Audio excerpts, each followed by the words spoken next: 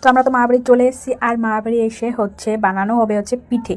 তো সবাই মিলেই চলে এসেছি পিঠে খাবো। তো দিদার হচ্ছে অনেক ফেমাস পিঠে একটা, যেটা হচ্ছে ভাপা পিঠে, সেই পিঠেটা বানানো হবে, সাথে অন্য পিঠেও বানানো হবে, সেটা পরে দেখতে পারবে। তো তোমরা যাই হোক, এখন পিঠা বানানোর জন্য তৈরি হচ্ছে দিদার। যেই এই গুড়টা দেখতে পাচ্ছ, এই গুড়টা হচ্ছে দিদা আগের থেকে, অনেক আগে থেকে মানে জোগাড় করে রেখে দিয়েছে যে আমরা আসবো, যেহেতু আমরা 1 বছর পরে পরে বাড়ি যাই, তো তারপরে যা খাওয়াই তো খাওয়াই, তো 1 বছর তার জন্য দিদা জোগাড় করে রেখে দিয়েছে যে আমরা আসবো, আর দিদা আমাদেরকে এই ভাপা পিঠে বানিয়ে খাবে তার জন্য। দেখো, মামা বাড়ি হোক আর যেখানেই হোক, দিদা দাদু থাকলে পরে সে মামা বাড়ির মানে একটা অন্যরকমই থাকে, যে এইটা বানিয়ে ওটা বানিয়ে এটাই থাকে সেটা।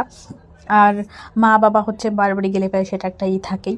সাথে তো আরও তারা, যাদের পাশে যারা থাকে, তারা না থাকলে অবশ্য তারা সেটা করতেও পারে না। তারা যাদের, ওনাদের পাশে যারা থাকে, তারা যত না বলে যে করতে, ঠিক আছে।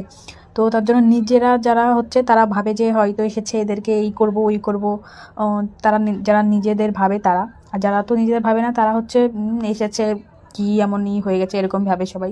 যাই হোক, আমরা সবাই পিঠে খেতে চলে এসেছিলাম। এই যে আমার দিদা হচ্ছে কি পিঠে বানাচ্ছিল, প্রথমে তো গুঁড়ো দিল, তারপরে নারকেল দিল, তারপরে দিয়ে দিচ্ছে গুড়।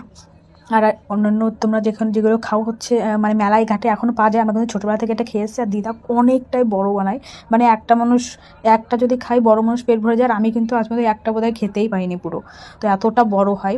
আর মানে হাতেও ধরা যাবে না, এতটাই বড় হয়। আর খেতে তো খুবই টেস্টি হয়, কিন্তু বেশি একটা খাওয়া যায় না, কারণ একটুখানি খেলেই পেট পুরো ভরে যায়। আর যেহেতু মিষ্টি জিনিস, যেন বেশি খাওয়াও যায় না।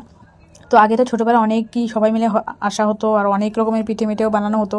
কিন্তু এই বছর আবার অনেক কয়েক বছর যেন পরে আবার আসলাম, তারপর এখানে দিতে আবার পিঠে বানাচ্ছে, তো আমরা আবার বসে বসে খাচ্ছি। তো যাই হোক, আমার ভোরটা লাগছে পুরো একদম জোকারের মতন লাগছিলো।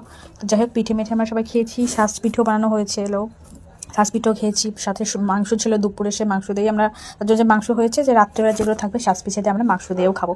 অনেকজন হতে পারে যে শাঁস পিঠে দিয়ে মাংসকে খায় পিঠে দিয়ে, কিন্তু আমাদের যারা মানে আছে বাঙাল, আমাদের এদিকে তো সবাই খায় এই শাঁস পিঠে দিয়ে হচ্ছে মাংস, সবাই খায়। কিন্তু অনেকজন হতে পারে যে যেগুলো যারা খায় না বা জানে না, মানে ছোটোবেলা থেকে তারা খায়নি বলে জানে না। কিন্তু আমাদের ওইখানে কিন্তু আমরা ছোটোবেলা থেকে দেখে এসেছি যে ওই শাঁস পিঠেতে কিন্তু মাংস খেয়েও দেখতে পারো, খুবই টেস্টিও হয়।